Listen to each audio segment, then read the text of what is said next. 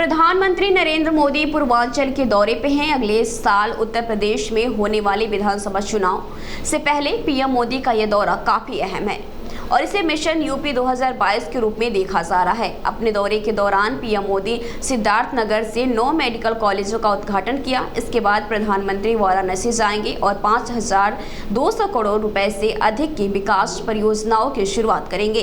इसके अलावा प्रधानमंत्री अपने संसदीय क्षेत्र में प्रधानमंत्री आत्मनिर्भर स्वास्थ्य भारत योजना की भी शुरुआत करेंगे। आजादी के पहले और उसके बाद भी मूलभूत चिकित्सा और स्वास्थ्य सुविधाओं को कभी प्राथमिकता नहीं दी गई। अच्छा इलाज चाहिए तो बड़े शहर जाना होगा, अच्छे डॉक्टर से इलाज कराना है तो बड़े शहर जाना होगा। रात बिरात किसी की तबीयत खराब हो गई तो गाड़ी का इंतजाम करो और लेकर भागो शहर की तरफ। हमारे गांव देहात की यही सच्चाई रही है। गांवों के कस्बों में जिला मुख्यालय तक में बेहतर स्वास्थ्य सुविधाएं मुश्किल से ही मिलती थी। इस कष्ट को मैंने भी भोगा है, महसूस किया है। देश के गरीब, दलित, शोषित, वंचित, देश के किसान, गांवों के लोग, छोटे छोटे बच्चों को सीने से लगाए इधर उधर दौड़ रही माताएं, हमारे बुजुर्ग जब स्वास्थ्य की बुनियादी सुविधाओं के लिए सरकार की तरफ देखते थे तो उन्होंने निराशा ही हाथ लगती थी। इसी निराशा को मेरे गरीब भाई बहनों ने अपनी नीति मान लिया था। जब 2014 में आपने मुझे देश की सेवा का अवसर दिया, तब पहले की स्थिति को बदलने के लिए हमारी सरकार ने दिन रात एक कर दिए। जनमानस के कष्ट को समझते हुए, सामान्य मानवी की पीड़ा को समझते हुए, उसके दुख दर्द को साझा करने में हम भागीदार बने।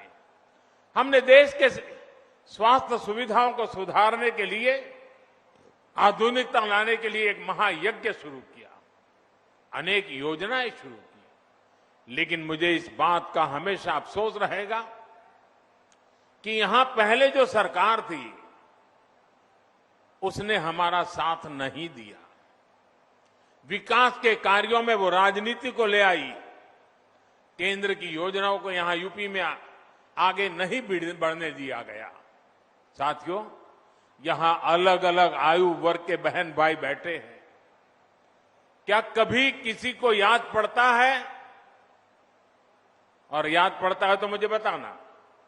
क्या किसी को याद पड़ता है कि उत्तर प्रदेश के इतिहास में कभी एक साथ इतने मेडिकल कॉलेज का लोकार्पण हुआ हो? हुआ है कभी? 7 साल पहले जो दिल्ली में सरकार थी और 4 साल पहले जो यहां यूपी में सरकार थी, वो पूर्वांचल में क्या करते थे? जो पहले सरकार में थे वो वोट के लिए नहीं, डिस्पेंसरी की कहीं छोटे छोटे अस्पताल की घोषणा करके बैठ जाते थे। लोग भी उम्मीद लगाए रहते थे, लेकिन सालों साल तक या तो बिल्डिंग ही नहीं बनती थी, बिल्डिंग होती थी तो मशीन नहीं होती थी, दोनों हो गई तो डॉक्टर और दूसरा स्टाफ नहीं होता था। ऊपर से गरीबों के हजारों करोड़ रुपए लूटने वाली भ्रष्टाचार की साइकिल, ये भ्रष्टाचार की साइकिल 24 घंटे अलग से चलती रहती थी। दवाई में भ्रष्टाचार, एम्बुलेंस में भ्रष्टाचार, नियुक्ति में भ्रष्टाचार, ट्रांसफर पोस्टिंग में भ्रष्टाचार। इस पूरे खेल में यूपी में कुछ परिवारवादियों का तो खूब भला हुआ। भ्रष्टाचार की साइकिल तो खूब चली, लेकिन उसमें पूर्वांचल और यूपी का सामान्य परिवार पिसता चला गया। सही ही कहा जाता है, जाके पावन फटी बिवाई, जाके पावन फटी बिवाई, वो क्या जाने पीर पर आई। साथियों, बीते वर्षों में डबल इंजन की सरकार ने हर गरीब तक बेहतर स्वास्थ्य सुविधाएं पहुंचाने के लिए बहुत ईमानदारी से प्रयास किया है, निरंतर काम किया है।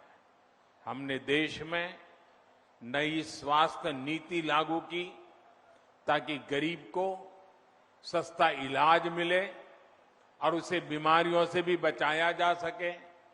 यहां यूपी में भी 90 लाख मरीजों को आयुष्मान भारत के तहत मुफ्त इलाज मिला है। इन गरीबों के आयुष्मान भारत की वजह से करीब करीब 1000 करोड़ रुपए इलाज में खर्च होने से बचे हैं। आज हजारों जन औषधि केंद्रों से बहुत सस्ती दवाएं मिल रही हैं। कैंसर का इलाज, डायलिसिस और हार्ट की सर्जरी तक बहुत सस्ती हुई है। शौचालय जैसी सुविधाओं से अनेक बीमारियों में कमी आई है।